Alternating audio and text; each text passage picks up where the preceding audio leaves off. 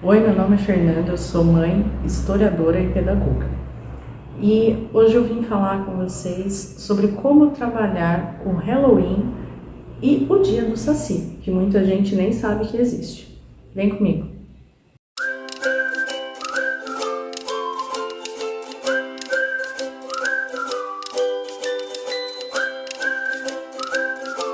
Bom, todo mundo sabe ou já reparou que no mês de outubro é comemorado o Halloween. E sejam as escolas bilíngues ou não, elas têm um apreço muito grande por essa data. E as crianças também, afinal, quem não gosta de doces ou travessuras? Mas o que a maioria das pessoas não tem conhecimento é que aqui no Brasil, a data de 31 de outubro é comemorada o Dia do Saci. A partir de 2003, através da Lei Federal 2762-03, foi implementado como dia 31 de outubro sendo o Dia do Saci, com o objetivo de resgatar o folclore brasileiro.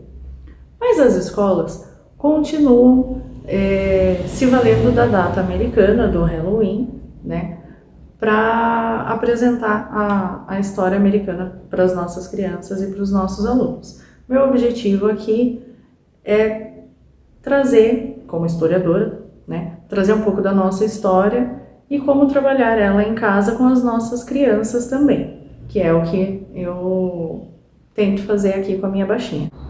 É possível apresentar as duas datas para a criança e ainda trazer a diferença das duas culturas e das lendas também. Hoje a internet, as redes sociais, ela ajuda muito nessa pesquisa para a gente procurar no Google, por exemplo, as lendas e até dinâmicas, né, para a gente fazer, e a gente consegue fazer as coisas em casa mesmo, não precisa ser um professor, um pedagogo na escola. Você em casa pode distrair o seu filho com essas histórias também. Na educação infantil, por exemplo, a gente pode trabalhar com as formas geométricas. Então a gente pode usar o círculo para ser a cabecinha do saci, né? E o triângulo para ser o gorrinho dele. Isso já vai ajudar a criança a trabalhar o desenvolvimento da coordenação motora dela para fazer o desenho e depois as cores. E ele até tem um pouco de travessura também, né? Dava para ele ir para o Halloween. O círculo e o triângulo, eles também podem nos ajudar a representar a abóbora, o chapéu da bruxa. E a gente também pode aproveitar para trabalhar o alfabeto. Então, A de abóbora, S de saci, né? E ensinando em casa, apresentando as coisas em casa para os nossos filhos. Eu venho fazendo isso com a minha filha desde que ela era pequena. Então, quando ela tinha, acho que 1 ano mais ou menos, nós compramos aqueles tapetes de EVA que tem as letras do alfabeto, né, aquelas plaquinhas, e a gente já foi ali apresentando para ela as letras, e hoje ela consegue reconhecer praticamente todas, né? Então, alguns falam para mim que eu estou exagerando, que eu estou antecipando as etapas. Mas eu acho que não há mal nenhum em você apresentar as coisas para a criança. Você não precisa cobrar, né, o certo ou o errado, mas você vai apresentando. Eu tenho mais experiência em trabalhar com o ensino fundamental 2. Então, são crianças em torno de 12 a 17 anos, né? São adolescentes. É muito mais fácil você trabalhar a história, a cultura, as lendas, a parte falada, né, do que a execução, o lúdico, né, com os adolescentes. Mas aqui em casa, por exemplo, eu peguei umas placas de EVA que eu tinha e a gente criou 2 monstrinhos. Claro que um ela destruiu antes que eu conseguisse pensar em fazer um vídeo para mostrar, né? Então tá bem acabadinho, coitadinho, mas ficou legal. A ideia foi legal. Ó, foi extremamente simples fazer, então eu peguei a placa, cortei a esmo aqui, né, sem medida nenhuma. Isso daqui é um retalho que eu tinha e eu quis aproveitar. Aqui ela mesmo pintou o narizinho pra gente pôr. Como a ideia era fazer um monstro, então eu cortei bem, de modo bem irregular mesmo, os olhos, e esse era um monstro vovó. Então a gente fez tipo um coque aqui. E esse é o monstro que tinha ficado muito mais legal, muito mais monstruoso, e ela deu um jeito dele ficar mais monstruoso ainda. Então aqui também foram retalhos, o narizinho pintado por ela, tudo cortado sem medida, pra gente brincar mesmo, só pra ela se distrair mesmo. E ela adorou fazer. Foi uma diversão num sábado à tarde, uma coisa simples que ela gostou muito de fazer. Aí ela me ajudou a colar, ela passou a cola, eu direcionei, tudo, claro, eu supervisionando, o uso da tesoura, em maior parte eu que usei, mas para cortar os detalhes dos cílios, coisas menores, ela me ajudou. E tudo isso ajuda no desenvolvimento da coordenação da criança também. Outra coisa que a gente pode fazer com o material em casa que a gente tem é usar o rolo do papel higiênico para fazer o monstrinho. Até eu quero ver se eu consigo fazer com ela para a gente decorar a nossa casa para o Halloween e para o dia do Saci também. E daí a gente pinta um rolo do papel higiênico, cola um papelzinho para fazer o olhinho, ou desenha mesmo.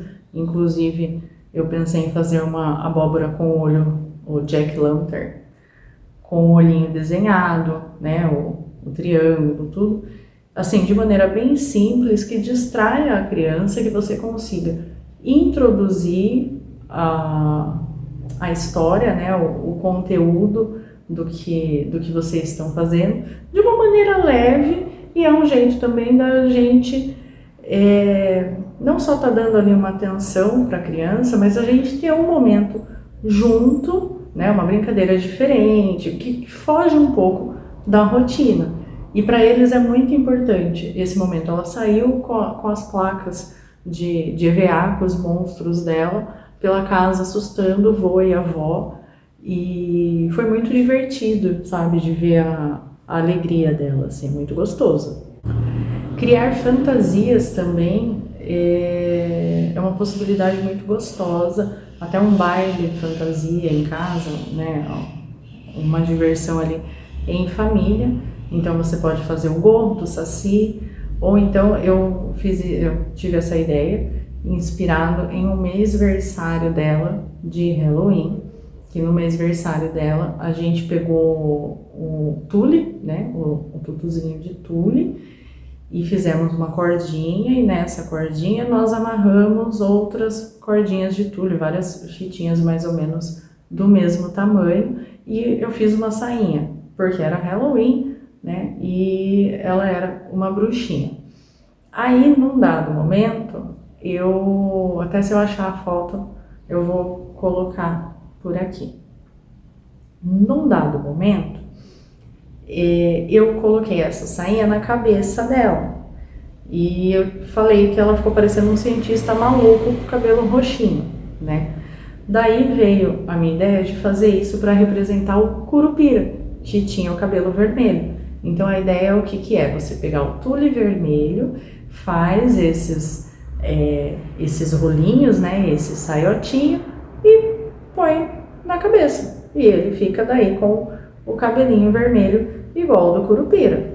E você apresenta a lenda do Curupira, toda a história, né? E é bem legal, é uma fantasia original, inusitada, que quase ninguém vai usar nada referente ao nosso folclore no Halloween. E daí, durante o processo de confecção, seja uma fantasia que ressalte o nosso folclore, ou uma fantasia que ressalte o feriado americano, né, o Halloween, você vai apresentando as lendas, as histórias, indaga para a criança como que ela acha que era a época, né, por exemplo, o Dia das Bruxas. Eles datam de 1600, né, 1500. Então indaga para as crianças como será que era, o tipo de roupa que elas usavam, como será que eram as casas, né? E deixa a imaginação deles fluírem e até uma roda de uma contagem de histórias, né, para eles criarem histórias baseado naquilo que eles estão fazendo, que eles estão imaginando, e deixa eles seguirem para ver aonde que vai dar. Compartilhe o vídeo com aquele seu amigo que nem sabe que existe o dia do Saci. Olha o gato miando, mas que inferno.